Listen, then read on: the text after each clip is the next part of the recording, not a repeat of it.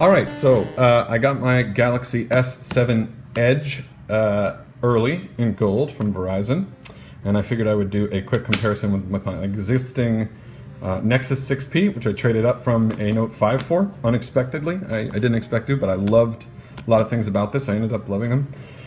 And so I just wanted to do everything kind of from scratch. So the first thing we're going to do, real-world testing. This is all about real-world testing. So the first thing we're going to do is power on these two devices at the exact same time and see what happens. So the first thing you'll notice is there's a slightly larger screen on this. It's 5.7 inches across, and this is 5.5 with obviously the curved edges. But this phone is a ton bigger. The other thing you'll notice right away is the front-facing speaker versus on the bottom here. And you'll notice all of the Verizon bloatware right off the bat, so that you know this is not an unadulterated version of Android, which we'll get into later. Well, it looks like this one boots up a lot faster. And because it's a first-time boot, I have to put in my password. I can't use the fingerprint scanner. That's a security feature of Android Marshmallow. So I will do that off-screen while we wait for the other phone to boot up. So a question that comes up often, and again, I've set these phones up exactly the same way. A question that comes up often is, is the Galaxy S7 and Galaxy S7 Edge, are they full phone encrypted? And the answer is yes, they both are. Airplane mode turned on, yes, I understand. Samsung loves to give you these, like, quote-unquote helpful prompts. It's a totally different way of going about things.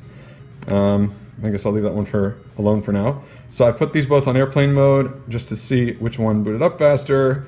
And so they both have this pretty much exactly the same amount of apps. You can see Samsung's screen real estate is better because it opts for off-screen buttons. It also puts the, I believe it's DPI at a larger amount. So text and everything shows up in apps larger than it does on the slightly larger screened Nexus 6P device, which I personally prefer. It makes the readability better. You don't have to be an old person to appreciate text that's large and readable without being too large, so I don't mind that at all. I put Nova Launcher on both. Really what should happen is this should kick the crap out of this one for a number of reasons. This one has the latest Qualcomm Snapdragon 820 processor, and this one has the Qualcomm 810 processor with all of its supposed heat issues. This one uses, I believe it's like LPB, it uses the fastest version of RAM available. A version that's 1 or 2 generations faster than the version of RAM in here, which gives you huge speed boost advantages. And this only has 3 gigabytes of RAM, and this has 4. So ideally, even if you open a bunch of apps, this one should outperform. Also, the internal memory, the internal storage, is UFS 2.0 on this one, which is the fastest available. Don't I have this on? I turned on my Wi-Fi? Well, that's interesting. I turned that off. So I guess on reboot it auto turned on, trying to be helpful, my Wi-Fi. All right, so without further ado, let's do a couple of tests. Make sure not to hit this rig here. All right, we'll open up the camera app, open up about the same, go back home. Let's do something like open up Chrome. So technically, this is, I have a dog, I'm reading about dog training. Let's do it at the same time. Here we go, boom. All right, so they're doing well so far. Now, if I go into multitasking, Samsung has an animation which just takes longer. So what I'm going to do next is I'm going to go through a battery of kind of like opening up apps at the same time and see what happens, leaving them open. Let's try to open up a game. Samsung has this game launcher, which I'm investigating at the moment, where they let you do things like turn off your alerts during games and have a game tools thing where you can record your games. So let's boot up Hearthstone, which will not let us into the game. It looks like the Samsung is a little bit faster. And it says alerts are set to be off, and you can also see a bit about the extra features they have, so you can say, I would like to record this, or take a screenshot, or minimize the game and keep it running, so don't quit the game. A lot of times for memory management, background apps will be closed if they're taking a lot of RAM, so this says don't do that. The only thing I don't like is that there's no way to make this transparent or invisible. If you want it, it has to be there at all times. I will say that when I play this game, it runs faster on my Nexus. And overall, everything has seemed to run faster on the Nexus. It should get the crap kicked out of it, but all of Samsung's bloat, like this this kind of edge screen stuff that they have, which can potentially be cool, seems to result in some sort of touch lag, where it's trying to see if it needs to intercept your touch. And so just very imperceptibly, every single action I take seems to have a small delay, whether it's like, you know, checking boxes in a list. Sometimes when I'm reading emails, it will not register a touch, and I know it's because there's a listener. I'm a bit of an Android nerd and a little bit of a developer in my day job, and so I understand why that's happening. But it's extremely frustrating because everything about this camera that I love has everything to do with the hardware. The camera, while it did step down in megapixels, takes absolutely sensational pictures. It's hard to get it to not focus. This is a birthday gift. Today's my birthday that my girlfriend gave me. There are, you know, I try to take moving pictures with this thing. I want to show you pictures from the Warriors game we went to the other night. Getting real personal up in here. But this will give you a sense for, and these are pictures of her at the dog park. This will give you a sense for like how easy it is to take really good pictures. That's really the bottom line, right? It launches super quick, double tap the home button. It's faster than launching this camera. And it's very easy to get super crisp, super clear pictures, even when you're in a setting that itself is moving and you're moving with the optical image stabilization. And it focuses extremely fast thanks to the dual sensor stuff. So, and it's also just ridiculously beautiful. I've put this thing in water a couple of times. I cannot believe this is waterproof. The battery on this is 600 milliamps bigger than this one. And for the screen size, it's extremely pocketable. It is a great phone, but there are a lot more force quits in apps, a lot more this doesn't work on here, a lot of bugs introduced by a lot of the different features and functionality that Samsung has basically hacked on top of Android. This guy keeps humming along. It's useful.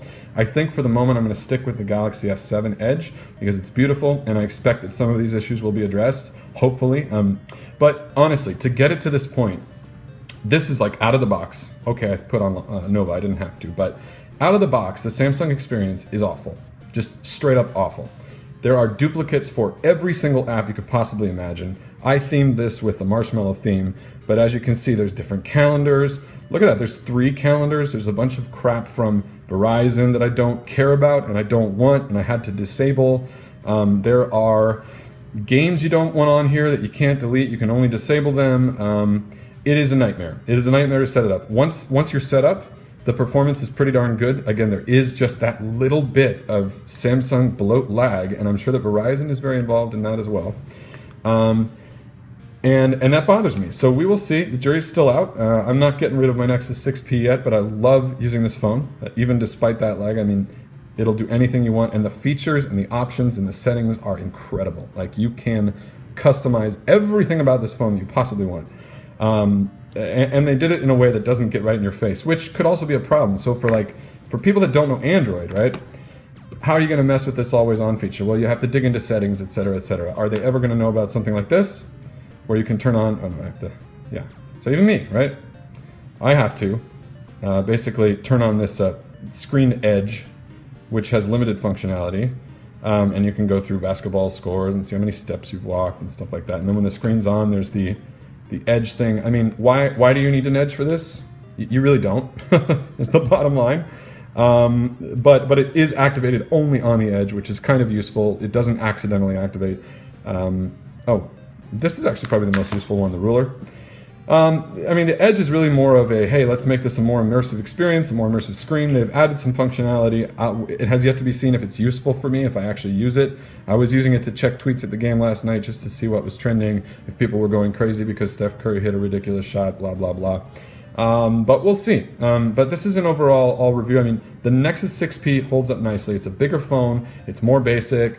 Everything is technically worse about it from a hardware perspective, from a software perspective. There are less features, there are less bugs, and it just works. I love the Nexus 6P and the direction that Google's going in. I just got my March security update and rebooted the device.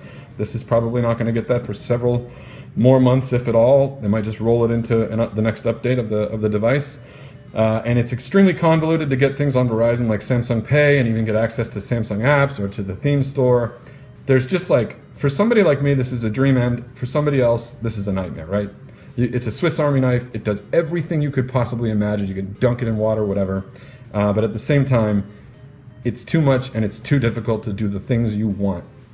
So I still recommend this phone. It's half the price. And functionally, on a day-to-day basis, you get the same performance with actually less jank, especially when you scroll. I'm trying to think of an app that I can scroll through without showing you all my personal deals that will, oh, whatever, let's just go to Instagram. Probably won't let it load. Okay, so there's, yeah, I can't load the use feed. Anyway, there's some jank, and there's a lot of bugs. And that is my, kind of winding feature comparison between the brand new Galaxy S7 Edge on Verizon and the Google Nexus 6P, which is not running on a network at the time, but it doesn't matter because there's no bloat. So there you go. Enjoy.